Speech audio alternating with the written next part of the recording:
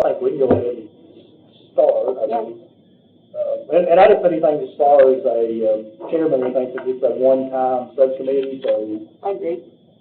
Whoever wants to give me a lead it, or? Yeah, go, I think that'd be good. Okay, Ben, I think you've met Ms. Boyd before, or Commissioner Boyd. No, this is the first time we've met, I thought you believe. talked to somebody there. I did, a lady. Hello. So there's Cam. So We've also got Tony Baker. He's kind of assisting as a kind of obligation coordinator. I'll dive into kind of a separate piece about kind of how we're supporting all of our clients in the final year regarding obligations. And then we've got Cindy Shannon, who's our Vice President of Long-Term Recovery on as well.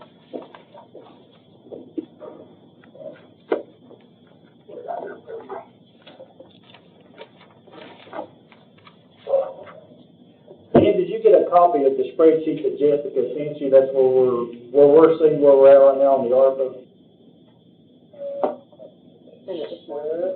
She emailed it this morning.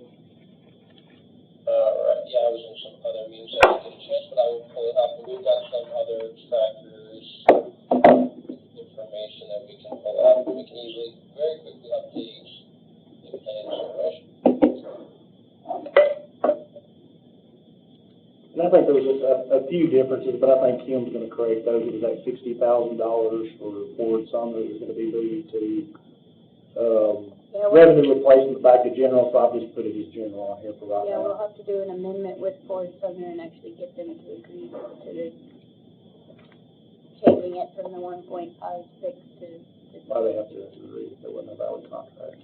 Can we take that offline and do the, I mean, it's taking up our consultant time. Right, well, we'll just make sure that we're agreeing with the sheet that he's got. Yeah, I mean, the last time I talked with Ben, we would need some kind of agreement where the amount has been reduced because we're changing the amount of our contract with it.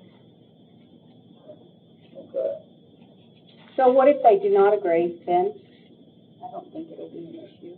I believe the way it was structured, it was, it allowed for the next phases of that project to come back before the commission, before their approval, and I believe it was just that one phase that was approved. So they can't necessarily start work on the additional pieces, and they're required to return the funds by a certain date. So The issue was to start with, it needed to actually appropriate on board, so I think that kind of killed it by law as far as the state's concerned at the time. That's why I'm kind of a little confused about that, but that's something that can be dealt with logistically later. I think it'll be as simple, just get them to sign off on it. From my conversations with them, I don't think it'll be an issue.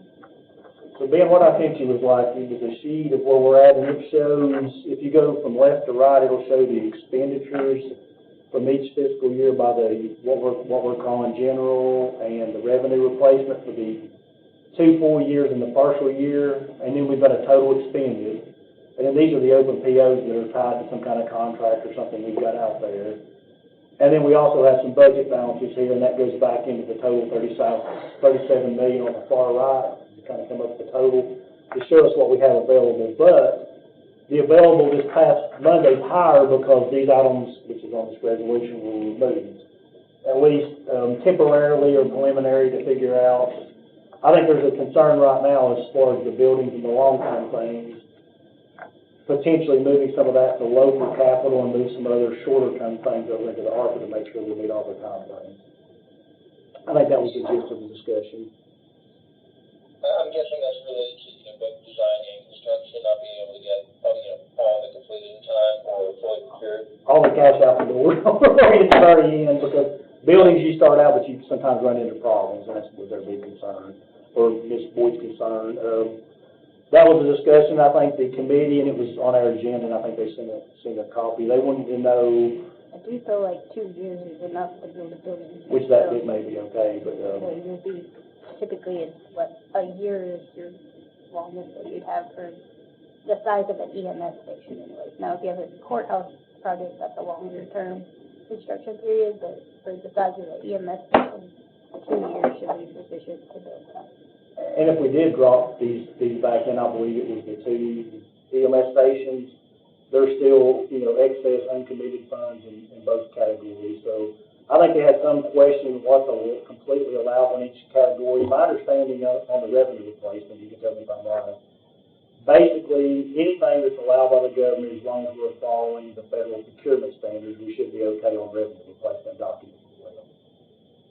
That's correct. To a certain extent, with revenue placement, we dropped some of the federal procurement standards. You know, we still include some federal terms and conditions, but as far as it'll follow local and state, which again is not that much difference. But as long as it's quote government services, which upon feedback from Treasury, you know, any project would be eligible, and that separately is also it's you know, it even allows for supplanting of funds in worst case scenario. Again, that's usually not as politically interesting, but it can be helpful if there's a slight buffer in case a program, you know, it isn't far enough along as you guys would like or something like that at the end of the year to switch it over. So for the most part, we're recommending most clients have a little bit of buffer, you know, with revenue placement. We might have a plan to know where it's going, but that flexibility is very helpful when we don't have really any other grant out there. And one thing we've done, and I've discussed with David, is for the jail roof improvement project, we are adding the Arpa language, so we could shift that to a revenue replacement project if we needed to at the end of the year. For the actual construction? Yeah, for the actual Okay. construction. So we couldn't take the architectural, That's but we gonna be can still around grab the 1.7, construction. so that you could pick that up if you have a balance from Sorry, November. for which piece? Well, the architecture we've already paid, and it was procured locally, but none of the federal. Could we pick up the architectural too, or just potentially the construction portion? We'd have to review I believe based on reviews that Kim and I have had, we probably would be able to pick up the architecture. We could look back into it, but certainly the construction portion we could easily do. Yeah, I know the construction we would be able to, because we're adding the Arpa language.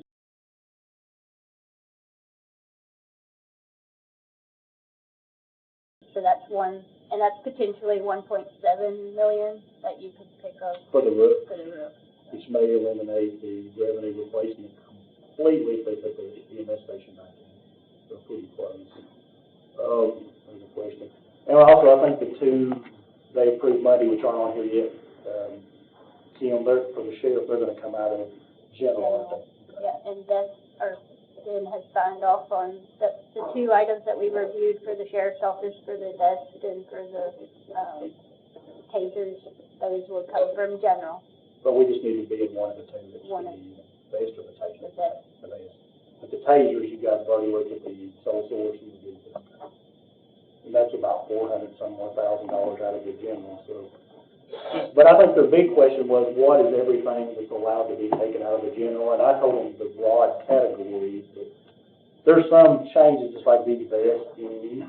There's some other areas in there, and that's something I think that predominantly Ms. Boyd, maybe Mayor Isbell has questions about what's allowable under the general for broadly. What's the most broad thing you can pick up in there? Okay.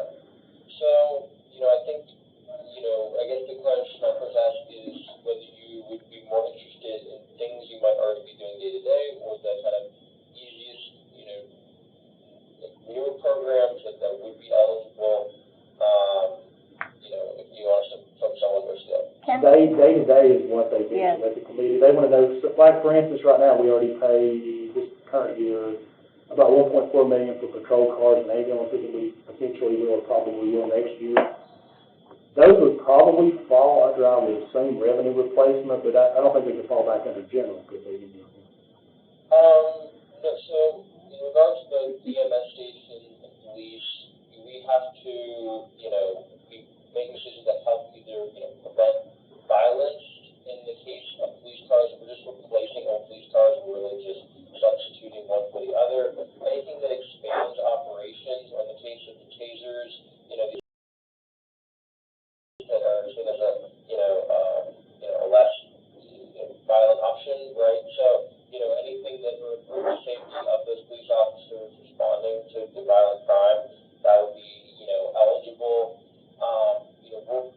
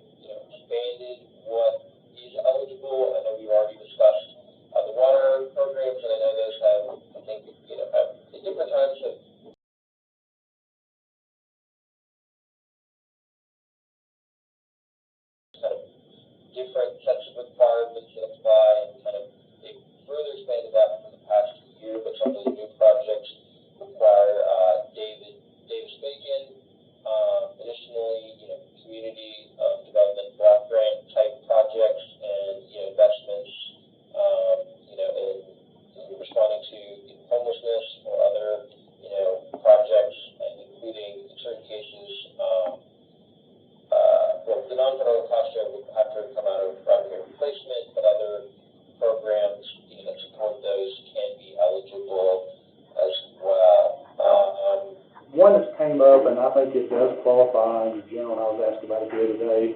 For instance, if they wanted to buy a car for the VA, because they do outreach, and they wanted to outreach to the veterans that are potentially tied in because of COVID or other illnesses, would that qualify under general? I think it would. It likely would, provided it's supporting or expanding the eligible services for veterans. Yeah, And I think again, that's the data. if they're doing, either homeless outreach or, support with healthcare of various kinds, I anticipate, if it's expanding the services they offer, it would likely be eligible under standard Arpa. So. And can I step back into police vehicles and ambulances? I know during the height of COVID, we had trouble, I don't know if I assume there must have been need to shut some down while we disinfect them and stuff. So if we prepare for the future and we might have something else, I don't know if we have enough, if we had any, like, offline while we're cleaning them, or would that move it into general? That's part of the one station is actually for COVID storage and for that particular instance, but we didn't have a dedicated ambulance back during COVID. The problem we had during COVID was that the services went way down because people were afraid to ride into the ambulance. They would break their leg and have their loved ones to drive them to the hospital. Rather than use it. They were afraid the paramedics and EMT would contaminate them. So that was the issue that I was passed on from, unless you guys had something different. So it wasn't a problem with cleaning our ambulance, or we didn't need service. No. That'd be more of a question for them. EMS, but I just know at the time, they told me the big issue was the revenues were shrinking because people didn't want to ride in the ambulance because they were afraid of COVID itself. They would suffer before they even go. But that is a good point. If we had a COVID, and I think it would if we had an ambulance donated for COVID purposes, it would qualify, but I don't know at this point where COVID's at, that would be a good use of funds, I would think. It's not a high enough rate right now, I don't think, to have a full-blown ambulance on COVID. Yeah, I wouldn't necessarily think that. There's certain things we can do that would help better respond, to a pandemic. I know we were talking about in some, still emergency operations center type, facilities. Again, I think, I know Tim and I have gone back and forth about some of these EMS stations and whether abuses or most of them, could be eligible, under certain requirements. And then, separately with the pandemic itself ending, some of those, the official, federal declaration, there's some limitations. That was what we saw with the premium pay expiring, and a few other impacts on day-to-day response expenses. Although, there will still be investments that might help better respond to a future pandemic or an outbreak. So we could consider it if we wanted to look forward.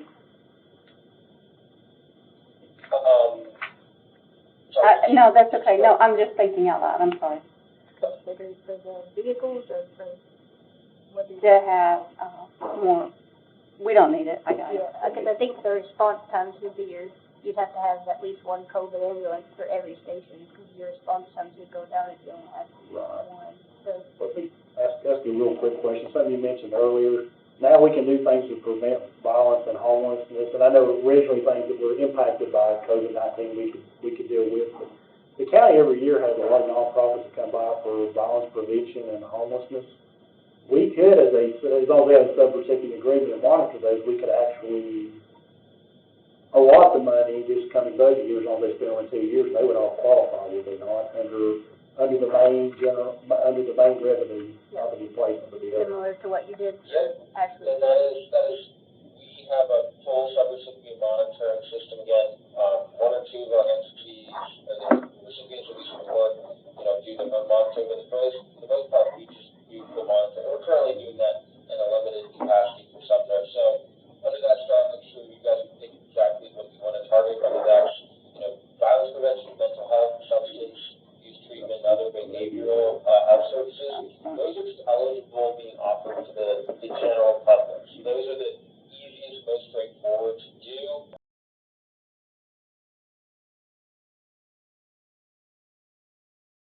Again, homelessness isn't in that general population because we can target any program that helps with the homeless. So it's almost to that same, standard, as well as education.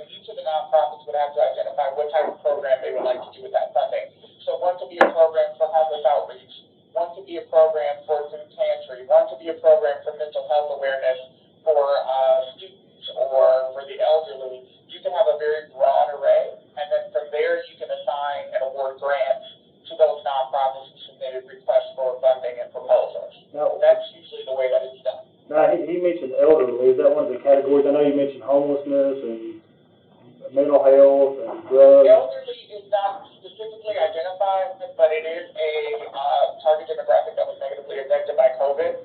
We've done quite a few, we just did a low-income senior home repair program for individuals who are in their home who needed repairs that posed health and safety to their health. And because obviously during the next pandemic, our seniors are going to have to, quarantine in place. And if there are issues in their home that can cause harm to them, we want to make sure that those issues are addressed. So things like leaky roofs, HVAC systems that aren't working, so they have no heat or no air conditioning, broken windows, things like that is something we can do as well as an option. So there are quite a few variations of programming that we can offer. Let me ask you a question. You mentioned earlier we would have to use the revenue replacement if we wanted to match some of the grants, but for instance, we received opioid abatement money, and if we wanted to use general revenue, so the commission did, toward a match to do some large opioid program, would the general revenues qualify to match in that particular instance or not? Yes, you can use revenue replacement to match your opioid funding. So again, we've got that opioid funding, and it's not been quite as much. The opioid funding is over like 15 years, so you don't get it all up front. So a lot of communities are dipping into their Arpa to kind of strengthen the program that they want to initially offer. Just kind of maintain that programming that they put in place. Maybe that's my question wasn't clear. In other words, he mentioned earlier if we wanted to use for qualified programs,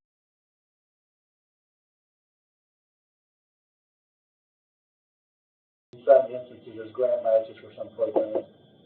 What you say? No, say if we found a large, General revenue or ARPA proper? the ARPA proper, whatever you're calling the general ARPA revenue. Gotcha, ARPA proper. Yeah, anytime you're doing a grant match, you're gonna have to use revenue replacement. In all cases? Okay. Wait, can you do that again? Is that a true, like, federal grant requirement or a non-federal cost share? The opioid funds? The opioid funds are a settlement from the people who settled in court, so it's not a true settlement. It's not a real matter. There be some opioid grants out there that they can apply for, and if they didn't have enough opioid funds, they may want to consider ARPA. But my question was, would the general revenue or the revenue replacement qualify for a match on a federal grant? You can do some. I think it might depend on the specific grant, because I know that, I think there's certain circumstances where we can use that match. I'll have to circle back with Kennedy on that piece, but we can get your response very quickly. Because, like, for instance, the health department, we were able to use under general. So basically, in some instances, if it's allowed by the feds, we can use general revenues as grant matches for programs that would qualify as general revenues anyway. Or ARPA proper, whichever one to call it. I guess ARPA proper. I'm calling it general, but the non-revenue replacement. Your issue's gonna be your obligation deadline. If you're gonna do that, you've gotta apply for that grant really quick and get that obligation. I have another question that we haven't discussed here. I was just thinking about it lately. During the COVID shutdown, we had a lot of people that started using our library systems and stuff more.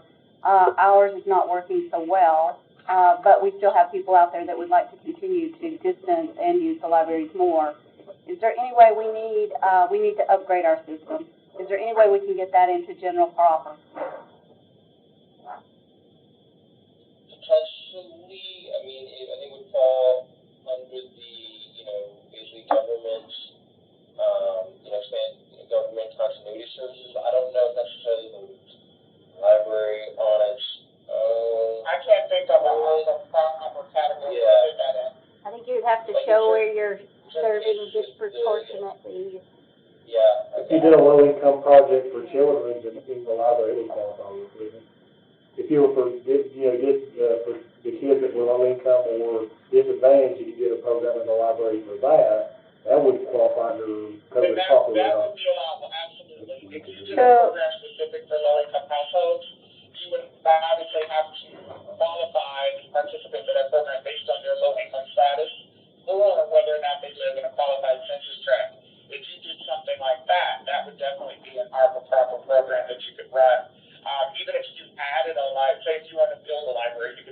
library in a community where there isn't one, where there's a low-income or qualified census tract.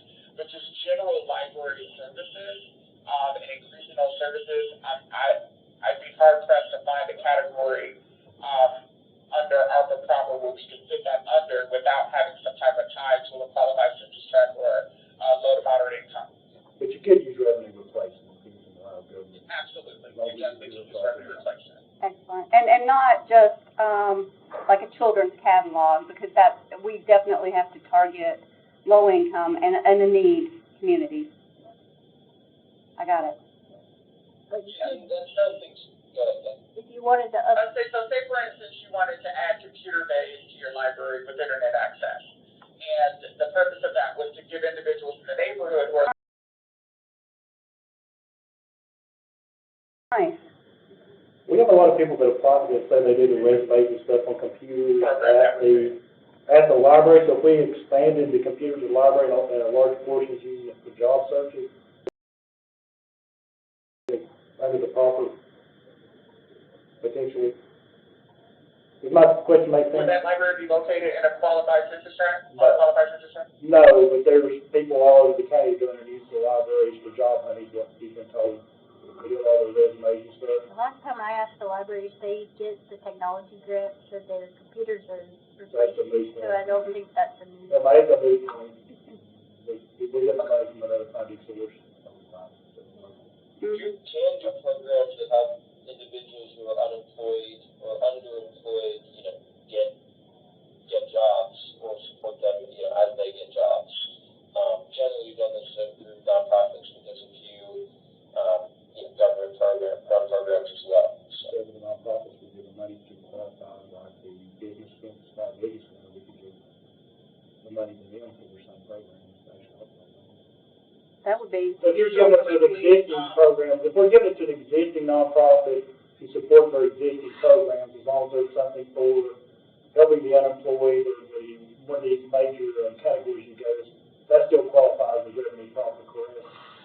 There wouldn't be any question. If it could, They just put the job centers for jobs, So you could potentially do that. What I recommend is, usually I recommend an open competition, only because you run into a situation where if you unilaterally say you give money to one nonprofit and not the other, you may have pushback in the community to say, well, why did this nonprofit get ARPA funding and the rest of them didn't? So having an opportunity where all of them can ask for ARPA funding, and then you obviously will review their submissions based on the programming. It can either be to fund existing programming that's in place or for new programming. But every nonprofit in the community had an opportunity to get a bite at the apple and submit programming for funding, as opposed to unilaterally kind of picking nonprofits that you want to fund based on the category that you want to fund. Does that make sense? Well, we already have a panel that does that. It's made up of, I think, commissioners and citizens. And it's got an actual competitive process right now. So my thought was, several of those qualify for ARPA, so they may want to run that to this committee to look at some of those general, that's a possibility, that may be something they want to look at. So instead of, they give money to a small business center that does for the unemployed and starting small businesses, they help. I think the food bank still and several other things are actually charitable. I think the food bank is still. I'm not sure about the food bank. We had that problem. How did y'all start the food bank? No, not us. I'm sure it's still going, but they had that problem with us. But that's my thing, if it was qualified under the general revenues or the ARPA proper, and we were running through that panel during the competitive process, my thought was it would qualify if it met one of those categories, even if it's one we're already doing with a general operation. And some of that might too depend on whether it was, when the program was allocated, and, ARPA generally doesn't want to fund programs that are already funded through outside sources. And then, separately too, again, if it's an internal government program, it's a little easier to qualify. But if you're a program that already has, funding, you're just putting more money in their coffers to decide what they want to do with it, as opposed to prioritizing your wants. But again, an already started program, a lot of times is a good basis to provide more funding or expansion or serve more individuals. So you can kind of do both at once, depending on how you structure it. So. I had a question, and I wanted to ask the mayor about, I know that, in the last 12 months, at some point, we were discussing about HVACs and stuff, and I didn't know if we used our Arpa money for ventilation, and if that would be a use for general proper, funding. Because there was like 40 units that needed HVAC work and stuff. We have a capital projects It could budget fall, for that. it could fall under revenue replacement. If Revenue you- replacement. But not general proper for ventilation? For the most, like, unless it's structured very specifically for COVID mitigation, so if we're replacing all the filters in buildings with specific increased filtration, we could, we've done programs like that under the mitigation category, but only when it met specific standards. So if it, needs maintenance or, needs to be replaced, it might not necessarily meet that mitigation standard. So we'd kind of be looking at each project, or each different piece and seeing whether it'd be eligible. Any thoughts on that piece, Kenny? I have one question. What about UVC lights in that HVAC? Yeah, that would be, I think that's a good example of, you could tie that directly to, mitigation in certain cases. Sometimes I've seen purchases of, air filters in kind of like the hallways going into buildings that generally don't have, part of the air, circulation, other things like that, that we can point to studies saying that this decreases, COVID exposures or other diseases. I'm sorry, I was talking on you. Absolutely. So say, for instance, you had a system, and it's an older system, and you want to update it, replace it to a newer system that has a built-in HEPA filter that filters out 99.9% of germs, including the COVID-19, COVID germs and things like that. That would be something that would be tailored to that. But if it's just general maintenance on the HVAC system, then that would fall under your revenue recovery.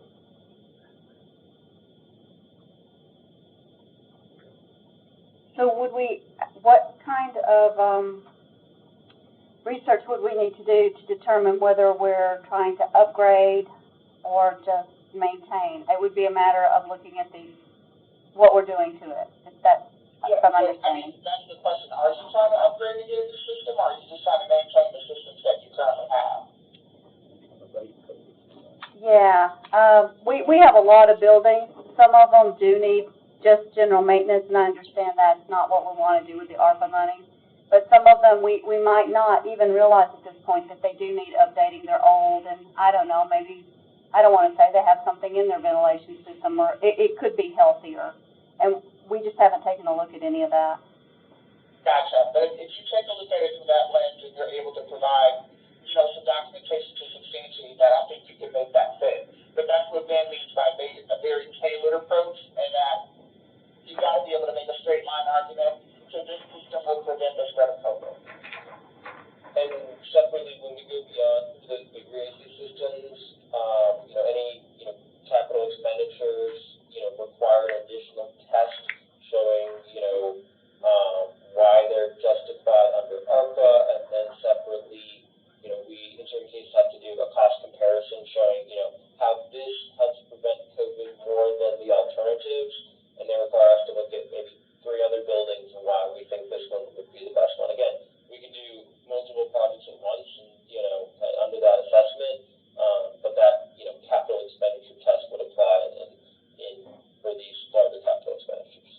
Okay, so if we were to say replace the HVAC unit in a building, and we're adding on the UVC light, and say maybe an electrostatic filter or something like that, would that all be covered under ARPA if we were replacing the HVAC unit? Doing it all as one project? Doing it all in one project? Yep, I think if you're doing it all as one big project, I think yes. Okay. Thank you. And would that also include, I think recently, and I don't know if we're in the middle of this project or if we just finished it or if we're planning it, we put in new filtration and stuff for our animal control center because they felt like, and I mean, that it was disease-driven. I don't know that they were saying the animals had COVID, but it was definitely, infectious disease in the animal population. And they're trying to address their filtration system and their airflow. So this project was already completed then? I don't know, can you address that? Do y'all know? I don't know. It was the Animal Control Center. Part of our animal control discussions have been the air filtration in there, and we shut down our animal control due to, disease for a month. I mean, we actually have had disease in our animal population and shut down, and one of the things that they addressed was the airflow. And they said that, you know, we would ideally, if we went like with best practices, we'd want more units in there, but we couldn't do that, so kind of like a Band-Aid. We added some things, or we're planning on adding something. So I guess I'm just shifting from human COVID to our animal control population, and with that, I guess we have employees and inmates in there that are breathing the whatever was in the air that they thought shut us down. I think we might need a little more information on that. I think that one might be a little harder to meet that capital expenditure test, looking at comparable options, because, you know, they're gonna want us to pick the project that's gonna have the most, you know, COVID mitigation. Right, yeah. And then separately, we have the procurement side, if any piece is already procured. Yeah. So that one might be a little harder than kind of a more, a building more generally used by the public, or with some sort of public health impact. Yeah. You know, like particularly, you know, at the health center of, you know, we could probably more easily meet that requirement, or, you know, maybe a building that offers, you know, support to individuals who are, you know, individuals in the public that need other assistance, right? You know, I understand. like, you know. It's fine. I don't want to try and fit it in the hole. It's just exactly what we're talking about, but it was with the animals and not with people, so I thought I'd ask. Hey, Ben, just to kind of get things moving, you know, just to clear up, revenue replacement can be used basically for anything in government services, whether you follow a limited amount of federal procurement requirements, not all, but the ones that are required. Yep. And just to kind of clarify for the rest of, for everybody, can we just kind of go through quickly, and I know what they are, but broadly, what the requirements are for stuff that we're gonna run under Arpa proper? That way, instead of the one estimate, you get kind of more of the broad categories. All right, thank you. I know you went through several of them, and you know there's COVID mitigation and low income, but can you kind of go through some of the broad categories of things that they should really be looking at to see if they can put it under proper? Okay, so first I can go through kind of the need-based approach, and that kind of also ties, if you hear this, we won't dive into it in depth, that uses not enumerated basically is kind of the structure that Treasury provides us to, but the project doesn't specifically fit to create our own. So can we mention it when we're talking senior populations? Treasury somehow doesn't mention that specifically as ARPA, but that is one of the simplest ones we've been able to tie into having been impacted by ARPA. So basically, Treasury allows us to assess the need coming out of the pandemic, and so, you know, they've given us specific uses, you know, businesses that have been financially impacted, you know, nonprofits that have been financially impacted, you know, members of the public, you know, that are either, you know, dealing with direct or indirect impacts of the pandemic, like, you know, housing issues or issues related to, you know, food or, you know, other needs there. And so basically identifying a specific business, nonprofits, or class of households, businesses or nonprofits that are impacted. And then they have a further level that's disproportionately impacted, that's really going to be that low income as well as the qualified census tracts. And those are, we can go above and beyond, you know, in certain cases under that, you know, the impacted population, we can assist up to the dollars they lost. A business lost $4,500 during the pandemic, we can assist them with $4,500.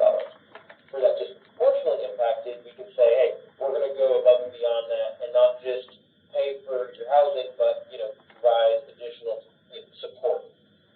And then design a response to meet that need. So it can be a program, a service, or capital expenditure to help respond to that COVID need. It must be related and reasonably proportional to the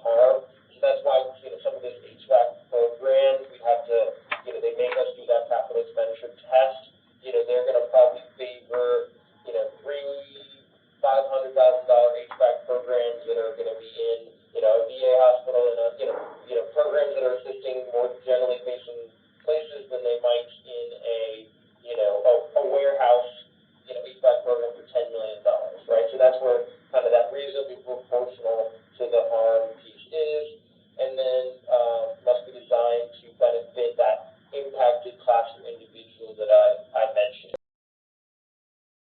Very, very broad, aspects, and generally, if we find a program that meets those, we can figure out a category that it can fit in, as long as it's not, too far away. And then if you want, I can dive into, some of the more specific examples that give, we already mentioned a few of those, but does that cover what you're looking for, David? Yeah, that's kind of the more, they already know most of them, it's like COVID treatment, or broadband, water line, drainage.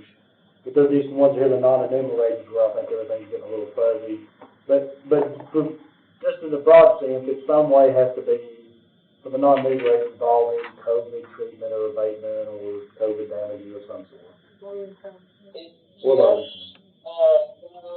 those impacted populations, or assistance to impacted populations, low-income qualified census tracts, you can assist them too. So it's either a direct time to COVID, or you're assisting low to moderate income individuals that are in a qualified census tract. So I have a question. I was at a local city meeting, perhaps in the last 12 months, and a veterans group came forward. I don't quite understand, here in the city, the veterans are in a facility somewhere, and they were asking the city to help them with drainage issues and different issues with their complex. Is a veterans group included in some group that we could help, especially if they're low income, to get into that? Or this is a property, I don't know. Is it a nonprofit owned property, a private owned property?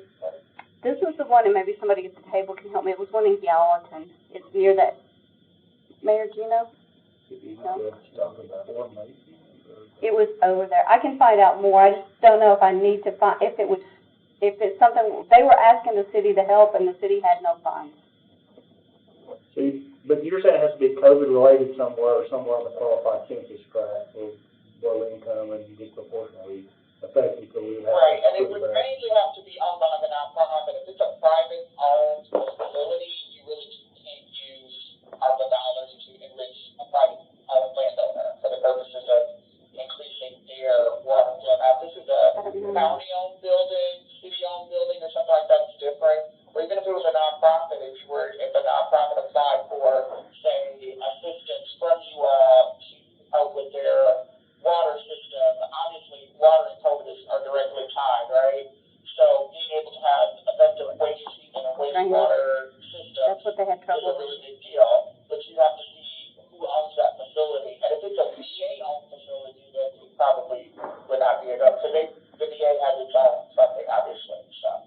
So, but drainage, if there was a nonprofit that qualified because it's a drainage issue, it could be taken from proper, Potentially. If they come to you and say, hey, we're a nonprofit, we own this building, we would like a grant because we're having drainage issues with our wastewater, and we can do a direct tie, obviously, to COVID-19 and wastewater, that might be an opportunity where you might be able to provide funding for that purpose. But you would have to see the structure of who owns that building and what the issues are as it relates to that building.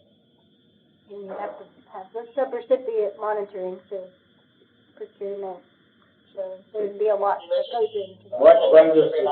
Brings us back to another question. We're getting the subrecipient monitoring agreements, and we're doing the subrecipient monitoring. After the payouts, how long do we have to monitor those individuals?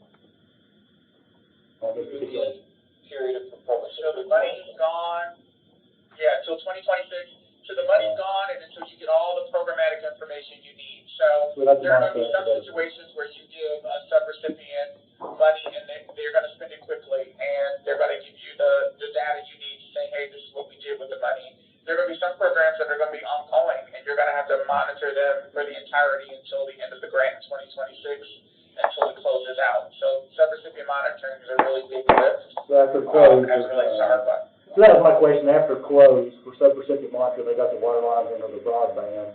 The county no longer has any obligation for any type of subrecipient monitoring. Once they build the broadband lines or the water lines, we're pretty much out of it.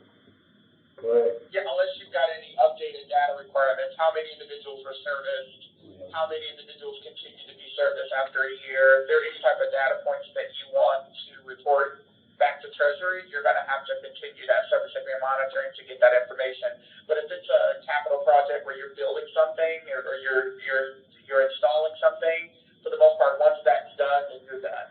Do we have any data points that we have to report to them? I don't think so. I have a question about the resources needed for the monitoring. Obviously, Ms. Norfleet works, hard and a lot on these things. Is her salary part of the monitoring that we could put towards general proper? We actually just got to do a lot of the monitoring. We have the capacity to run, and we're currently doing subrecipient monitoring and to do that for any. To do all of it? So I thought Kim was. Kim does some. Supporting in fraud administration, and those patients are eligible under the administration category as well. So that is actually a piece Treasury is requiring us to report out, and we'll be meeting further with Sumner County on that. They haven't yet told us what they want us to report out to them, despite the fact that it's due 2 months from today. So we'll definitely be meeting with properly reporting those pieces. But yes, both are fully eligible to be covered through 2026 under standard Arpa.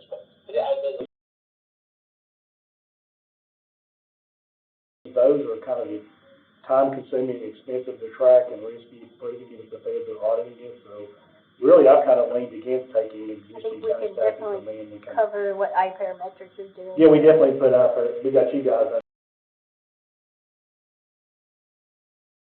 That hard to take that burden off of any individual staff, because it is a lot, and especially, if you're selected for audit, we would be able to assist with that process too, so, it would be quite a lift for 1 or 2 staff members to have to do that. The original intent when we contracted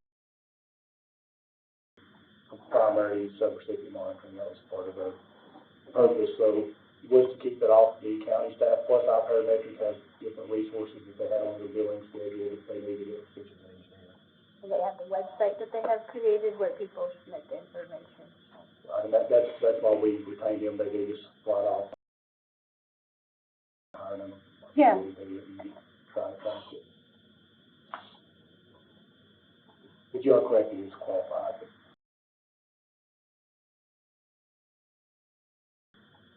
Okay. And that's just, and then what you're doing, that structure is common with most, again, you can claim additional admin expenses. I think nearly all of our clients are leaving some admin money on the table just because that tracking is a little more complicated.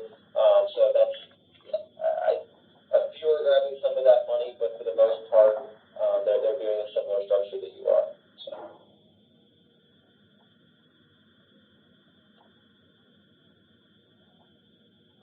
So really quickly, how much is left for you all to obligate? Well, that's kind of the float right now. We're showing $9 million, but there was, several $1 million that was unobligated the other day, and then there was $400-some thousand obligated the other day. So we're really looking somewhere upward of probably 7 or less. It's not obligated. That's a decent amount of money to have to obligate in 10 months? Right, that's our concern right now. The revenue replacement shouldn't be an issue, because we can put patrol cars and ambulances in there, or. Right, it's just the Arpa proper stuff that you're gonna have the hardest time trying to fill. My recommendation for that, if you get to a point where you're like, what do we do, we're having issues trying to find programs that fit, you should do some forward-facing programs. About forward-facing programs, those are the programs where you do the nonprofit assistance grant program, right?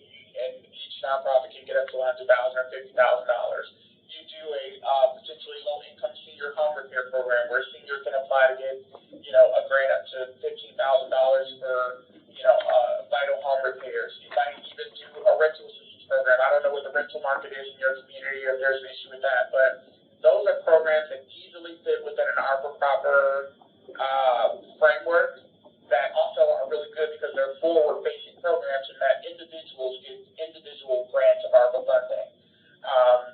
And secondly, they are easily obligated, and they, like I said, they fit within that particular Arpa proper framework, especially if you have a focus on low to moderate income or those that are qualified census tracts.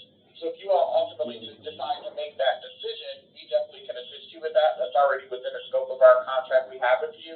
And we've been doing that for all of our other clients, because they're in the same boat you all are in. They've got quite a bit of money they still have to obligate, and they're having issues. The revenue recovery is the easy part.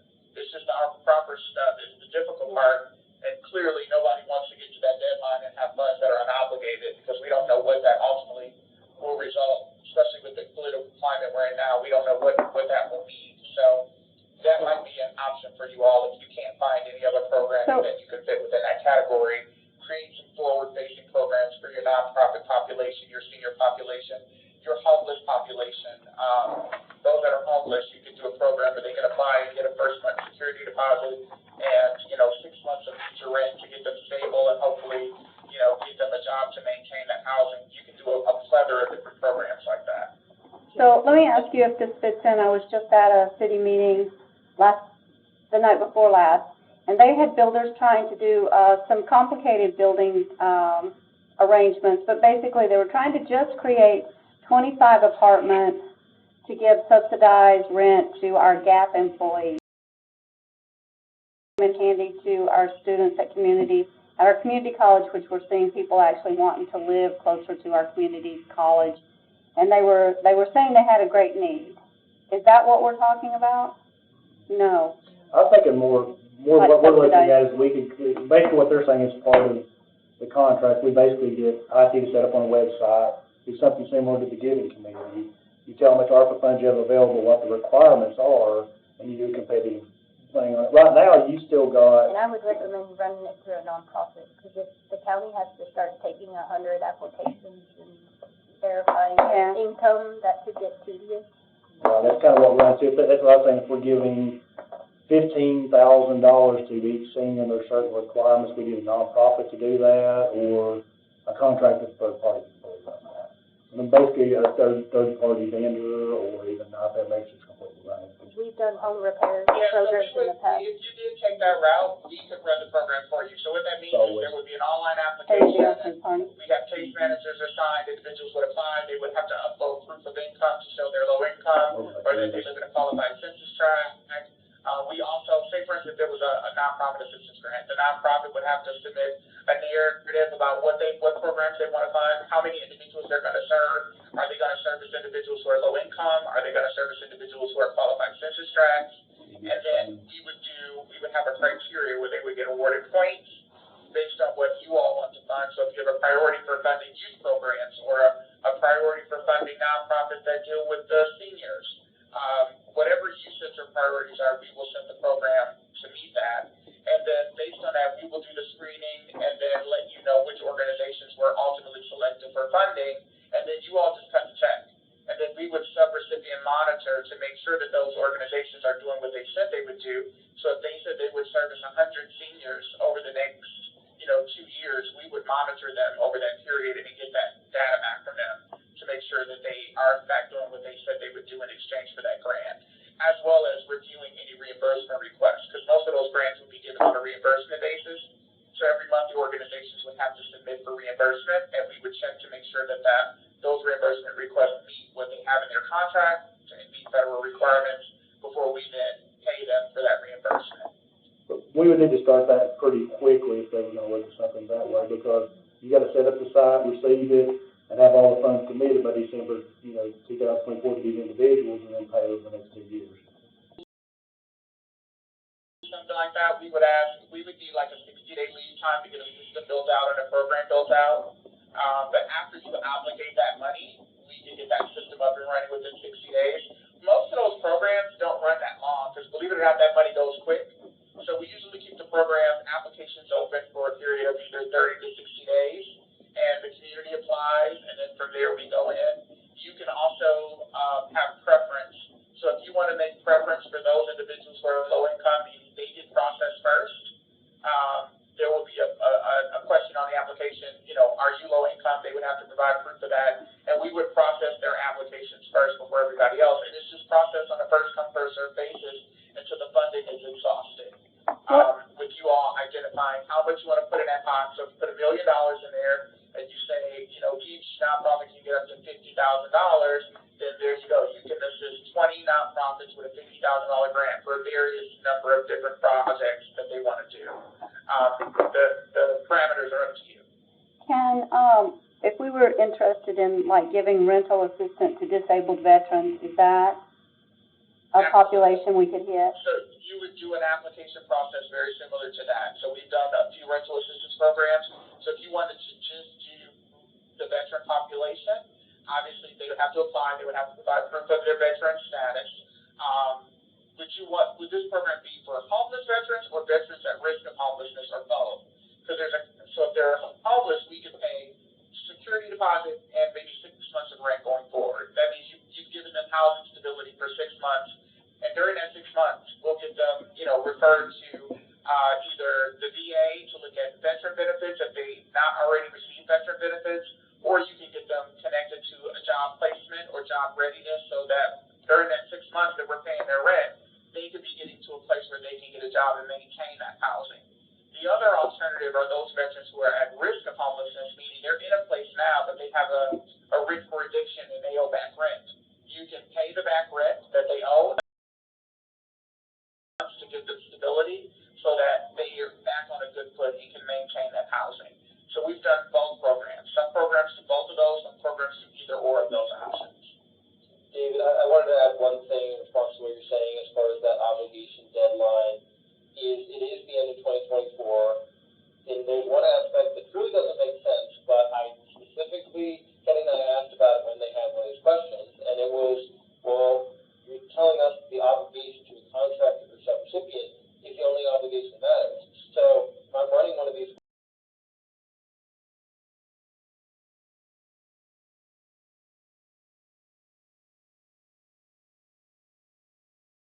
somebody else to run these funds, again, you wouldn't be the ones cutting the check, it would be that contractor or that subrecipient. Our contract. Would be on 2024 under that structure. Yeah, So, I like that. as long as we're planning ahead, we could do that sort of thing and not be as pressed for time with some of these pieces. I understand what you're saying. Yeah. Basically, if we're running it ourselves, we're not truly obligated for those disbursements. If we have a vendor where we say we'll give you $1 million to run this, and they've obligated, they can continue paying for 2 years out. As long as they've The bottom obligated. line, because the treasury allows it.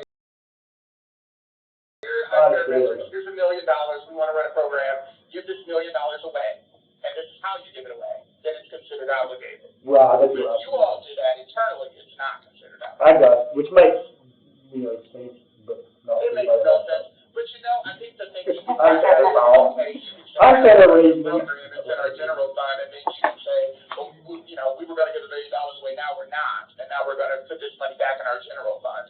I guess they just wanna make sure that it's not still within the hands of the county or the city, and that it is in fact truly obligated to someone else or another entity, and is considered thus spent. It doesn't make any sense, but I kinda get why they do it that way. I like the flexibility. It's really a nice option. It's really good. Okay.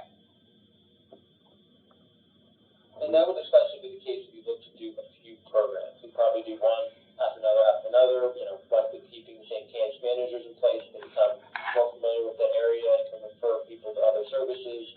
If they're working with any folks on your team, there's some familiarity, and we'd run those programs back to back, and less of a press for time. Separately, you could start with a program that targets just veterans, and then we put in $1 million, and you basically structure it in a way that says we're going to prioritize veterans first, and you open it up. And then anybody else, yep. So anybody else who's an assistant. Yeah, and as long as it's in that same expenditure category under Arpa, which we could definitely structure it that way, it's not going to be considered a re-obligation, because that was your plan the whole time, so. So we've done it very similar. We just did Newton County, Georgia. Their allocation was $21 million. They put $10 million. They put half of it in direct programming. So we ran a rental assistance program for them, $2 million for that. We did a nonprofit assistance direct program for them. They put $1.5 million in that. We did a program for food pantries. So churches and things that have food pantries, they did a $5 million senior home repair program. So we ran all of their programs, and their ARPA money's gone. Awesome. They got it expended, and they were able to do quite a bit in the community and help quite a few low-income and qualified census tract individuals in the community. So just to be to be clear, because we've only got a few minutes left, because I think you guys have 11:30. If the county commission wants to do a project like this, it just really takes about 60 days to ramp it up, 30 to 60 days to collect the data, and then to get it tied out. So they really need to try to do something to say by July 1 if they're going to run a program like that. Absolutely, because once you've obligated to us and say, hey, you're gonna run these programs, it's solidified, it's obligated. Then the next ticking time clock for us is that we just gotta make sure those programs are run and completed by December 31st, 2026. And with that kind of in mind, I just wanted to mention before we're done, and I believe the meeting that I had following this was canceled, but we created, I believe you guys discussed the first iteration of this, but we have a plan as well with trackers specific to obligations that kind of fits all of our client into that. Again, this meeting really kind of fits in trying to get all these funds obligated. But you know, we have a tracker that's literally we built out for all of our clients, and we copy and paste the information directly in the portal, and we'll update it based on planning. But basically, we're assessing all these projects to see how much money might need to be returned, so we have a plan in place to reallocate those funds. Under the structure, really, you know, the plan would be to, you know, work with departments and kind of get a final assessment this summer of where all obligations sit, and then, you know, present that, you know, to leadership for final, you know, decision making. Again, we wouldn't want to wait that long on any funds we know are currently not obligated. We can go ahead and put a plan together right now. But basically, you know, for the final 3 months of this program, again, we could have, you know, financial assistance or, you know, any sort of assistance program running concurrently, but we're really just focused on, you know, switching, you know, okay, this nonprofit, you know, didn't spend the money that they thought they were or behind schedule. Let's switch that over to, you know, predetermined replacement projects for that. So, again, I believe there's an early version that was sent to Sumner on this. We can get the updated version in place. Again, when I mentioned we're, you know, bringing on Tony involved, it's, you know, helping support me and making sure we have all these pieces tracked, regarding, obligations. But again, you guys are thinking the right time frame, really. We have to have a lot of this figured out by the summer, so we know we can get these programs up and running. The last thing we want to do is return funds that could get used in Sumner to the federal government, so. Anybody else have any questions? Not at this time. Thank you guys Hey, for, I just wanted to tell you, I emailed you the subrecipient agreement for the $9 million for the water line. Thank you. All right. Kim, I have a half-draft email, so I'll respond to you later. Okay, sounds good, thank you. hey, Ben, can you go ahead and email me that final one, and I'll go ahead and get the chairman to put it on budget this month. Okay. Appreciate it. Thank you. Well, take care, and if you have any other questions, please feel free to let us know, and, we're here to help you get your money obligated, so. Thank you. Appreciate you guys. Good luck. All right, take care. Bye-bye.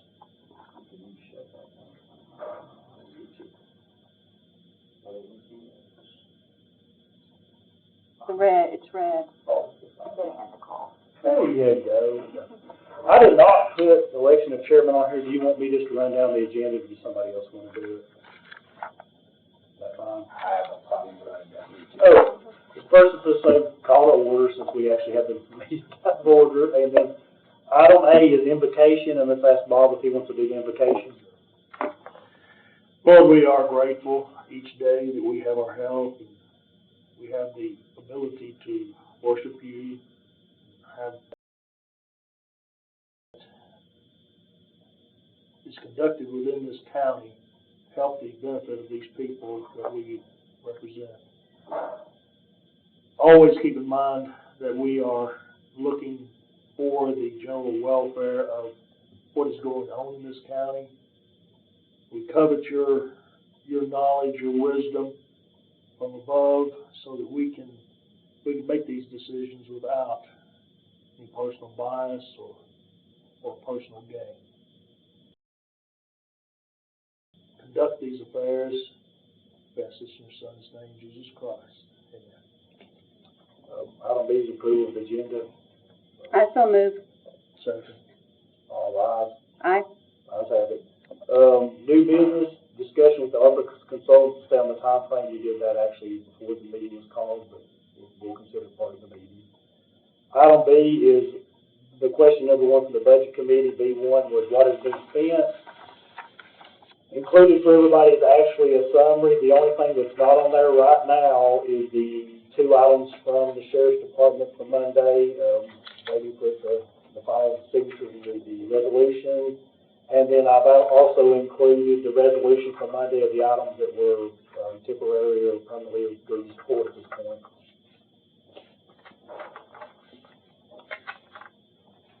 Which item, this sheet actually covers item 1, 2, and then I think discussion covered items 3 and what items the county currently purchases that can be planned from Arpa. So I think we've covered all the items that the budget committee asked us to do, other than to bring back the items that can be purchased or what the intended thought process is.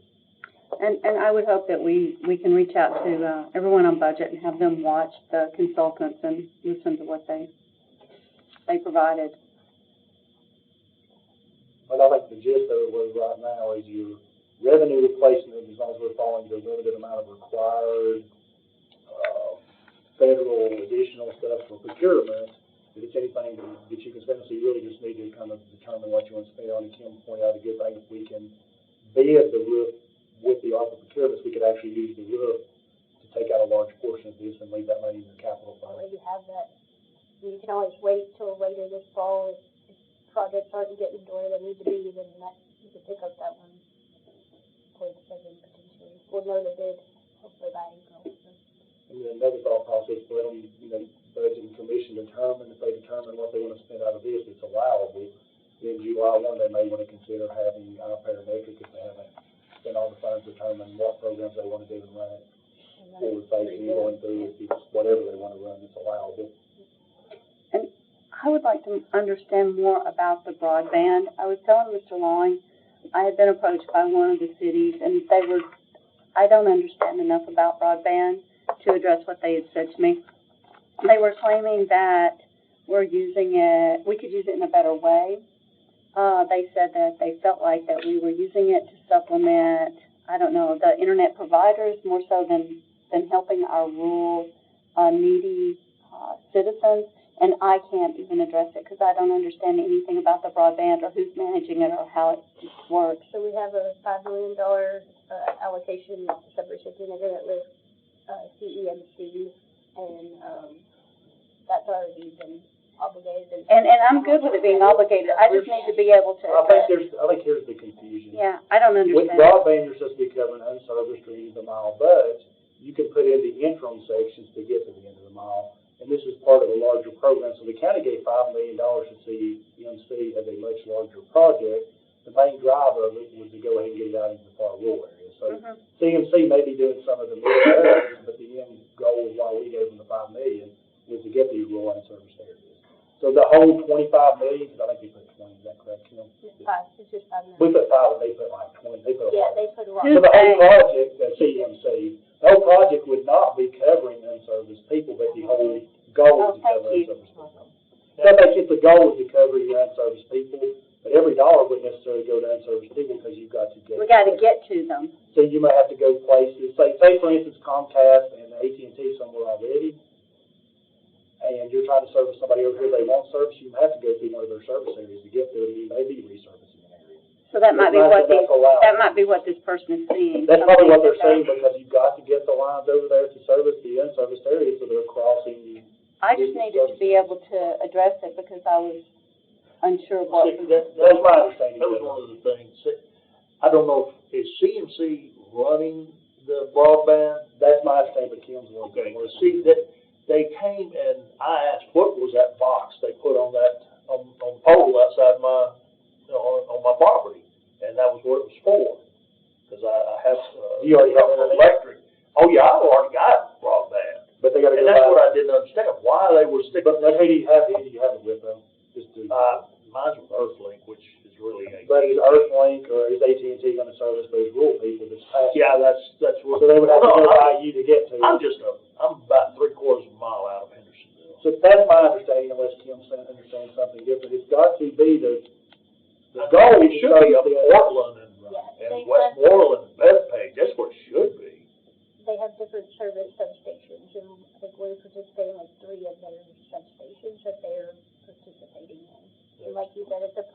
bigger. So what is the last mile? Do we have people that, I mean, are they Because using dial-up? Then, right, or? They don't have high-speed broadband. Okay. They have direct TV type. That was what, So, that's what Elise How- had up there in Portland, because they were having to run it through the dish that they had with yeah, direct TV. what's our population that doesn't, that our need? CMC is involved in it more, but I don't there's know. certain requirements for the broadband that's put in, and it's in, I forget what it is right now off the top of my head, Kim may know, but I can't. I've seen it before, it's in the federal. So we gave them the money, we're partnering with them, Partnering with them, we met. and they got every bit of the responsibility in all the projects, and I would just like to And know. they've almost already, if they haven't already, the last time Ben and I spoken, they were close to spinning out their funds. That's good, I just wanna make sure they have enough to get, if we have more, whatever population that's not being reached, What they are we servicing them?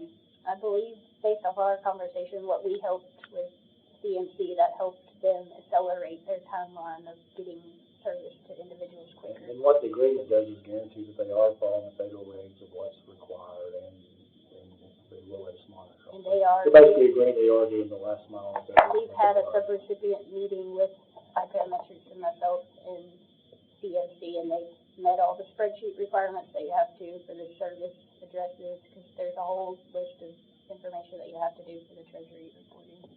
So, can you ask them, like, how many users we have that are still in need? Or are they gonna, with the money they have and our money, are they gonna make it all the way to the last mile that Mr. Long talks about? Is that what you When I call say it? last mile, that means unserviced people. Service people, exactly, I'm right Not there. every single person. Are we gonna make it is there with their unserviced. money and our money? Are we gonna get there? Okay. And how many people is it we're talking about? And if we don't make it to every one of them, how many are allowed? I'm not so sure that they. And maybe they're all there To already? service every single person, kind of promising to service out, and leave the service out. Oh, okay, that's, see, I In the didn't rural area, so understand. that, you know, they're saying they're moving basically the requirements you're servicing unserviced people that you get before. Not saying you're gonna service every single. And there is How a many part more- of the county that they're not allowed to service because of the telephone cooperative. There's a part of the county that they are only allowed to service. But they're servicing unserviced areas, not every. Yeah, not every, yeah, so The how goal is to many, get to the unserviced areas. Does Cumberland Electric take care of all of Sumner County? No, that's what I was just saying, that there's this part of the county that they're not allowed to because of the telephone cooperative, there's regulations involved. So like my subdivision might be an example, there's already two in there, but to get somebody unserviced, they may have to cross it again. in There's already the, two providers in there. in the end, will we be able to say that their money, our money, and all the other people's money, how many more people we got to reach? Will we be able to say that at the We end should of be it? able to track how many people they've served through the funding that we've provided to them. And how many are left that we could have, if we, I mean, maybe they're all reached now, or how many are still gonna be left in need? I think That we they're could going get. so fast they can move anyway, because they have, you know, their internal infrastructure. I just wanna be able to answer these questions. Like I said, it came to me, and I was told straight up, we were not doing what we needed to be doing, and I said, honestly, I have no idea. was in And the I discussion wanted with them to find out. Huh? I was in the discussions with, Kim and CMC and Mr. Holt, it's been a couple of years back, and I've looked at the treasury requirements, but that's been a while. I know there's a minimum requirement for the broadband, and the goal has to be to service unserviced, and we do have their subrecipient agreements, and as Kim said, they're sending all the stuff showing that they are servicing those individuals, so as far as we can tell, CMC is doing exactly as they would.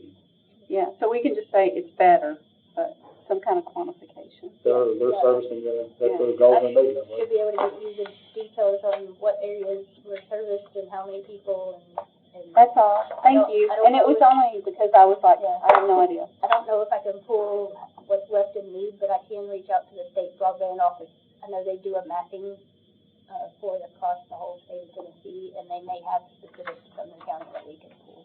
Yeah, and I don't wanna add to your workload. I know you got a lot. I'm just wondering. I'm happy to help. Okay, thank you. Yeah. I just, But these telephone cooperatives, they do offer the broadband in those other areas? Yeah. Okay. So it's Yeah, a I think subcommittee, it's CCTC, is that in the other part of the county? so as the subcommittee, what would you like to report back to budget? There's one of us here. I think right now this sheet with putting the sheriff's back on and probably this resolution would be the minimum. And then there's the film telling all the things aloud, and we may want to also report back. I guess that was, Talking to Ms. Northleaf, that right now we're procuring the roof, that may be one of the large considerations to come out of the revenue replacement. We'll finish a lot of it on. So with the ARPA money, I sit on the archives committee. This is a new discussion. I don't think we've had this one. And it came up at, I have a neighbor that works, she has a company, I don't know, and then she was explaining to me that basically they do she deals with our archives building, and she has runners that come from Nashville. They pay them $100, and they come to our archives building because we're not digitized.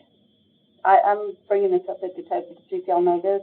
And she says that they pay $100 for a runner to go, so if I get a divorce and I file a job something and they've got to come and get legal documents. But she says that like Davidson County, they pay Davidson County $25 for every digital report they look at. She tells me that Sumner County is losing revenue because we don't digitize our archives.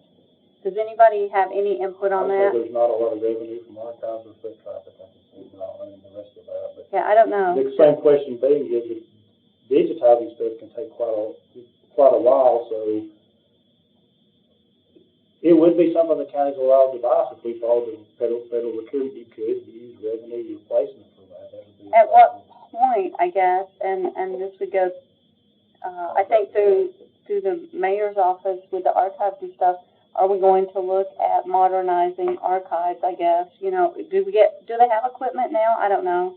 To start like today, if we started today digitizing, at least in 20 years, we'd have 20 years, or, I don't know, it was just something to, I don't know. Look into it. I try not to add any expenses that aren't necessary to the budget. Oh, I understand, I hear people. I'll be happy to talk to them about it. I just wonder if we, you know, and we could say, you know, we're gonna plan it for 5 years away, or it came up and I didn't know what other cities are doing and other counties and what we're doing. I'll be able to report back on revenue replacement. You really got a couple of things. If you look at that roof, for the roof. I think the roof is right on our, And then number two, there are always patrol cars and ambulances bought each year, so patrol cars and ambulances, those three together should get rid of revenue replacement, should be gone. It's no longer a concern. If you budget, as we figure out where we're at on the revenue replacement, you budget the roof, and then whatever's left, you budget for ambulance and patrol cars versus in your capital, it should finish that. and the reason I brought up the library is the current library, software that they have, it's outdated, and I started having a conversation with Robert Tuttle about it. He says there's security, issues in it. And I don't know, I haven't approached him completely with it. I don't know if our citizens' information in there can be hacked or not. The libraries need new system, and it's coming, and we've got to address find it. out a revenue replacement. Exactly. If you do these three right here, you've already got your revenue. Have we already went through it? Yeah. If you do the roof, it's gonna be, well, you got $1 million, if I you think leave that $1 million capital and we take it out of here, it's gonna be $1 million. I'm all for it. We're already spending that money. That's So that ideal. would get rid of your revenue replacement right off. Plus, if you're gonna add back that, EMS station, that would more than cover all that. All of it. So if you add the EMS station back in the roof, it's gonna take most of whatever little is left, you could take on patrol and ambulance and get rid of the revenue replacement. Then it leaves you back just with your general or proper, which is the more restricted, and that's, the discussion was to take the $2 million White Houses for COVID treatment, would bring it back down to $2 million. Westmoreland is for COVID treatment. Well, how much is it? Is it a $2 million one? I'm sorry. It's supposed to be, but I think the way it's in the budget, it's split. Backwards, okay. Yeah. So it should be $2 million for Westmoreland, and it's the revenue, the general one, and it's actually the, And I'll revenue just replacement. caution you, between two facilities, I don't think that's enough money to go from. So the question comes back, which one's not gonna have enough, the one coming out of general or revenue replacement, we think? Well, until we hire an architect, and that everything's kind of been on hold, so we've really got to get moving. I hope in March we can get the authority to move forward again, so that we can put out an RFQ to get an architect hired. And I like the EMSs and where we need them, that's why this whole conversation started with the time constraints and how much money we need, and that's why I was recommending putting it back in, not the proper ARPA, but back in our general fund so that we can handle it. And I agree with you, to build 2 facilities, $2 million wouldn't cover it, especially the cost for Zoom. So I think the problem with, we're sure at 5.1, there's about 400,000 that went out one day. If we're talking over 2 million on that, it's gonna leave you somewhere below 2.5. And then what they told you right now is basically any of those allowable expense, including if you can't find one allowable, you know, you still got water lines, broadband, there are times it kind of run out and they're gonna be contracted. But you can hire this group if you wanted to run something more complicated. You could actually say you put it under the control of your giving committee. Of what they wanted to give it to that was allowable. Because, you know, you've got a full-blown giving committee in the county right now, what's it called, the charitable giving committee. Yeah, Jerry Becker heads it. So you could really set it with this group and eliminate the rest of your general or your proper. There's a possibility. My recommendation would be if y'all decide to put the EMS stations back on, we go ahead and move forward with our RFQ. That takes about a 3 to 4 week process to advertise that and get an architect on board. And then we have a kickoff meeting with them and just meet with EMS and then to determine what the needs are for the 2 stations, that square footage, and what additional, as Jen mentioned, for the COVID, to qualify for the COVID, you do have to have additional requirements in the capital expenditure test, which we've already done a part of that. But once we know the square footage and what's required for the COVID requirements, we can finalize that narrative for the West Island station. And then from there, we can get an approximate cost from the architect for the 2 stations. And then you would kind of know where you are on the general side, and then from there, you could formulate whatever additional programs you may need. But that's another one of my points. If we move it back to our general fund and out of this ARPA, we don't have to build in a COVID disinfectant center. You're gonna run into this, but we're gonna spend that out. You don't want to spend that out of your general, that's your operating. No, You're capital, gonna I'm eat up sorry, your yes, capital, and then you're gonna have even more money, this $5 million in this very limited proper. So if you don't we really keep have, the COVID, okay. yeah, Sean, you're gonna have all this proper money that can be used for very few things, such as you could maybe have to start a large program over here. So you're gonna move all that expense back over to your capital projects again. And the West Island station does need to be replaced. There's great needs there. But like you mentioned, whether you fund it from ARPA or regular capital. COVID, I think if there's other outbreaks or something, emergency, tornadoes, you know, it could be used for other stuff too. Just my thought, I mean, you guys are the commissioners, you be the ones to determine it. That's kind of my thought, you may want to leave it there, but otherwise you would take it out of less restricted funds.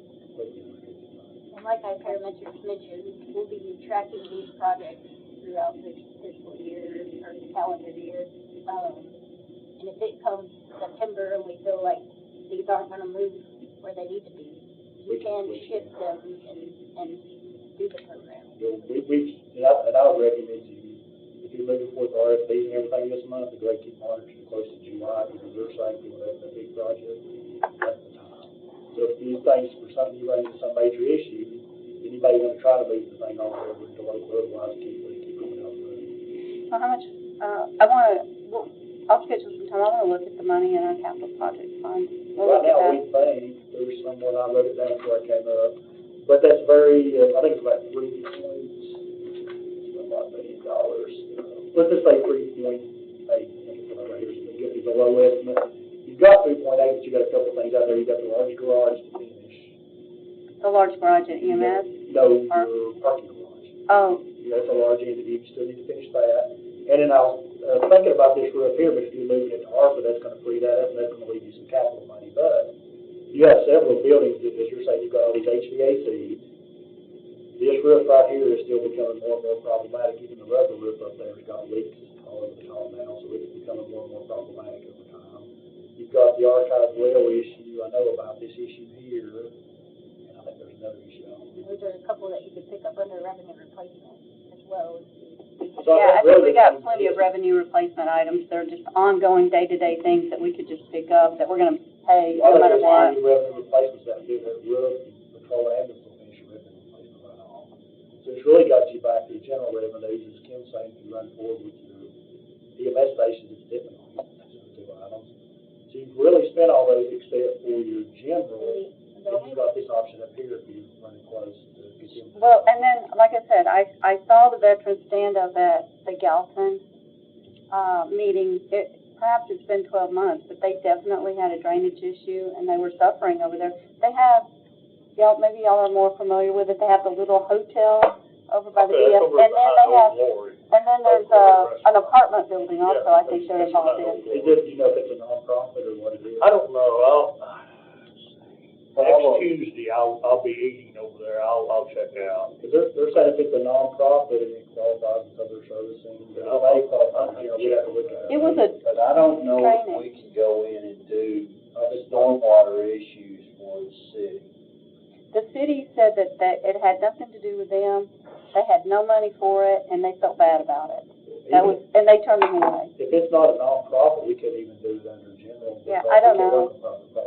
It's just when they were bringing it up, I thought about those veterans standing there and saying they desperately needed help, and Mayor Brown was saying, I wish we could help you, but that's not, I can't remember why Galton City, it wasn't in there.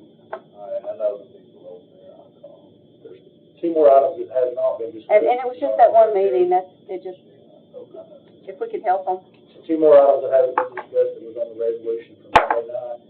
Let's start with number 5. There's $101,292 for ECC. That was only 32%. I was over at the meeting with the mayor at the Consolidated Dispatch, the meeting, and the mayor's voiced their concerns that this was only 32%, that the county received most, if not all, the Arpa funds, and they were requesting the county consider paying the whole ECC alert system out of Arpa for the Consolidated Dispatch. I think that's what it is. Yeah. What's the whole amount? It would be, take that times 32, take that times 32%, 33 or something else. And that was revenue replacement though.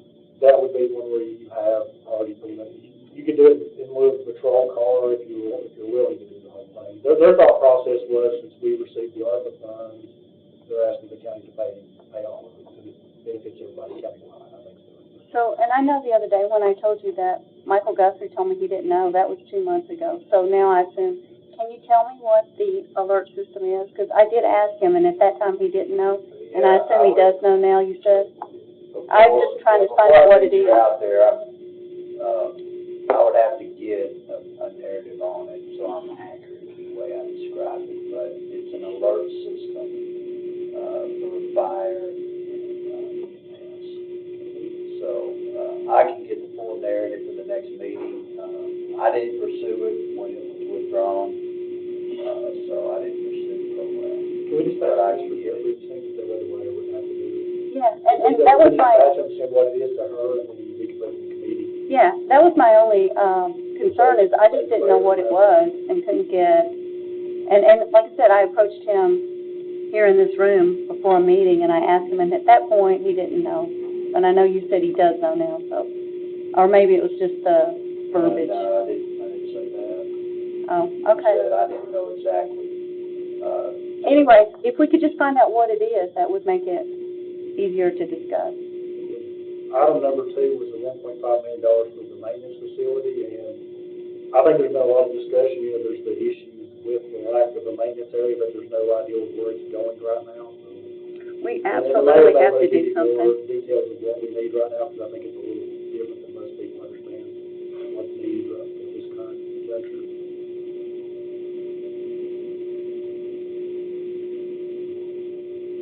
But that would be under revenue replacement. It would have to be, or just out of our regular capital revenue. I think it's just gonna, if we, Regular capital revenue replacement. without making it like muddy in the water, if we have expenses, the whole purpose of this is if we have existing expenses, use them. And then take care of all the rest of this later, all these difficult conversations and how to and what for. Like the maintenance facility, if we're gonna use the money up on roofs and ambulances and stuff we're gonna spend anyway, why do we go through all of this to have these conversations?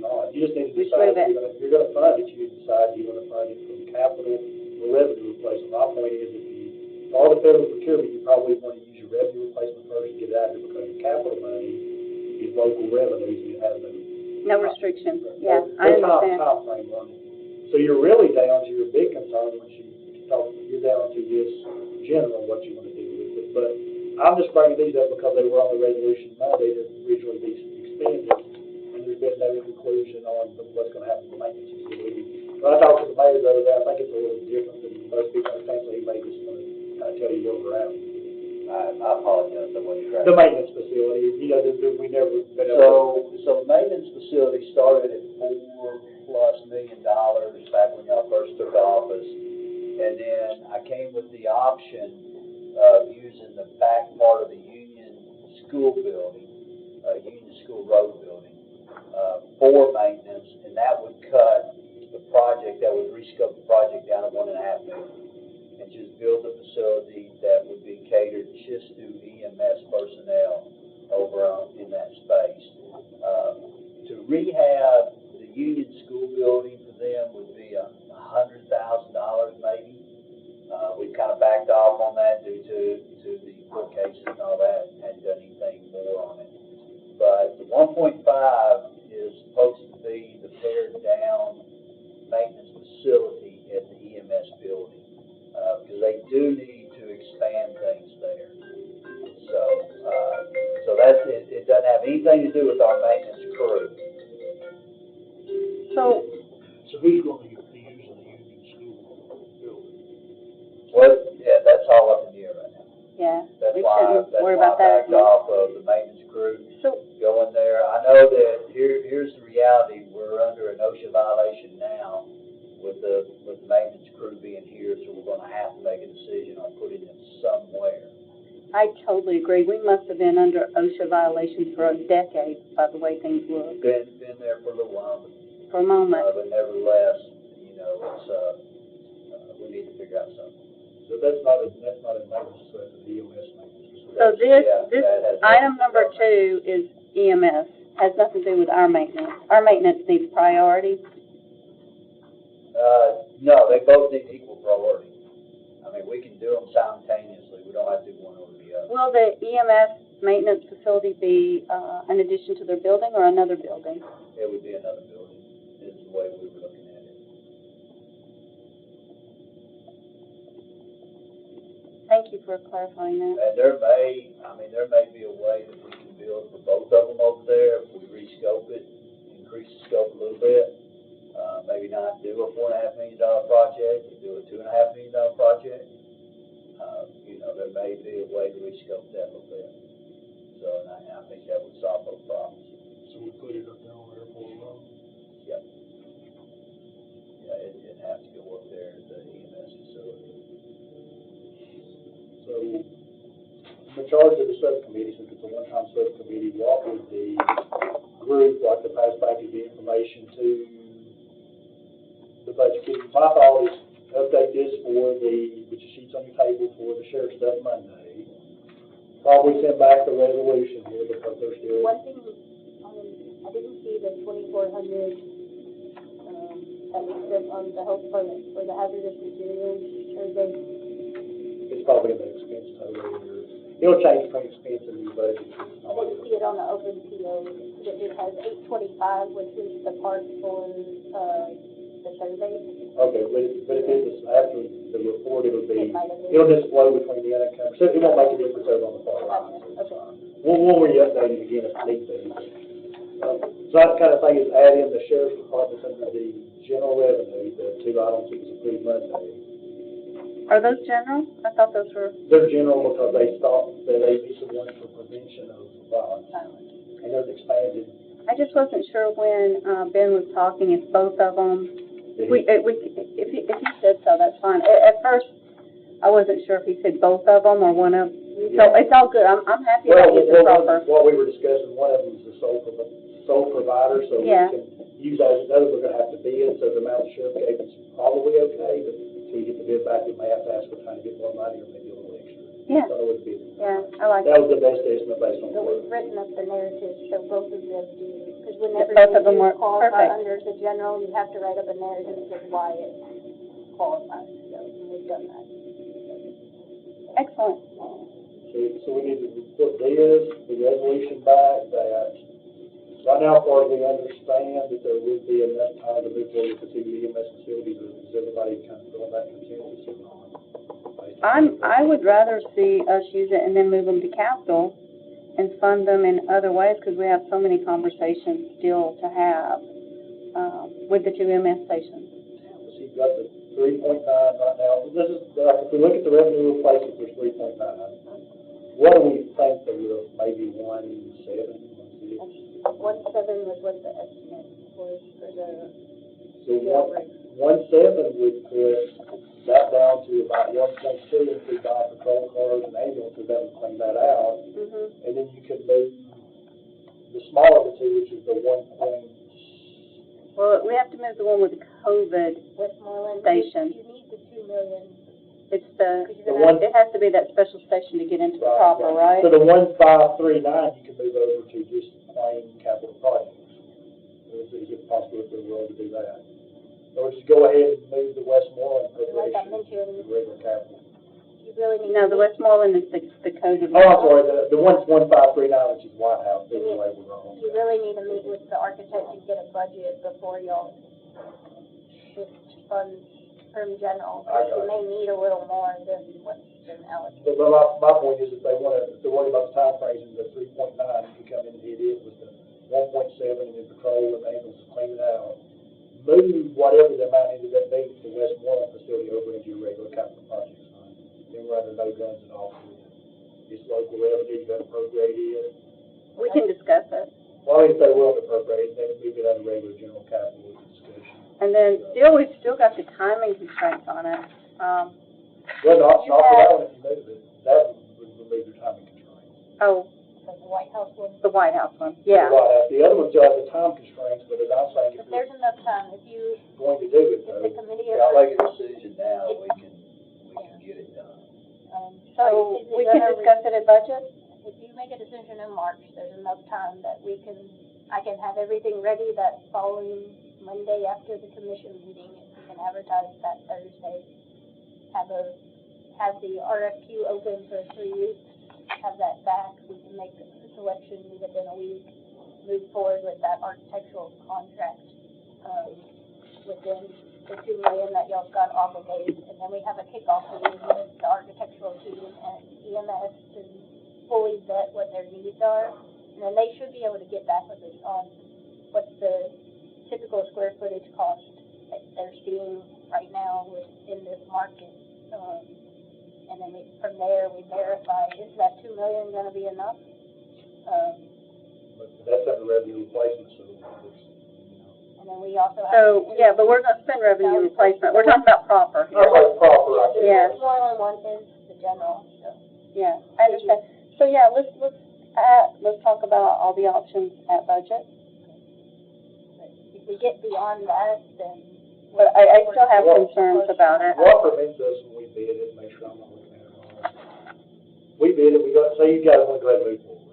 The one you, just say move over to the capital, you don't have to worry, but you still got the one that's gonna come out of just the general revenue of the property.